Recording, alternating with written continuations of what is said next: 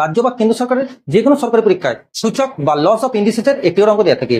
এই জাতীয় অঙ্কগুলির দ্রুত সমাধান তোমরা কিভাবে নির্ণয় করবে তা আলোচনা করবো। আজ তোমাদের সূচক অঙ্কের এমন একটি টিপস দেখাবো যে টিপসের মাধ্যমে তোমরা অঙ্কটিকে মাত্র কয়েক সেকেন্ডের মধ্যে এর সমাধান করতে পারবে। দেখো অঙ্কটা কি আছে, 2^2001 প্লাস 2^1999 বাই 2^2000 মাইনাস 2^1998 এর সরলতম মান তোমাকে নির্ণয় করতে হবে।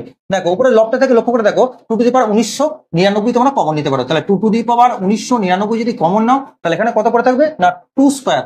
দেখো 2001 থেকে 99 বাদ দিলে কত পড়ে থাকছে না 2 স্কয়ার পড়ে থাকছে। এখানে কত না এখানে পড়ে থাকছে তোমার 1 বাই এখান থেকে দেখো 2^1998 তুমি কমন নিতে পারবে। তাহলে এখানে কত পড়ে থাকছে দেখো 2000 থেকে 1998 বাদ দিলে কত পড়ে থাকে না 2 স্কয়ার পড়ে থাকে, এখানে -1 লিখে দাও। এবার দেখো 2^1999 থেকে 2^1998 বাদ দিলে কত পড়ে থাকে না একটা 2 পড়ে থাকছে।